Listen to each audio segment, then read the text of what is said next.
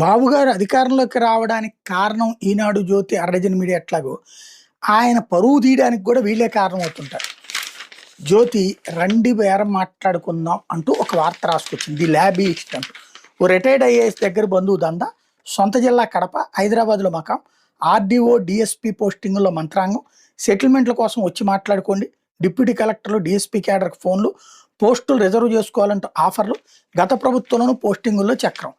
ఆయన కడప జిల్లా మకాం, హైదరాబాద్లో సెటిల్మెంట్లు చేసేది.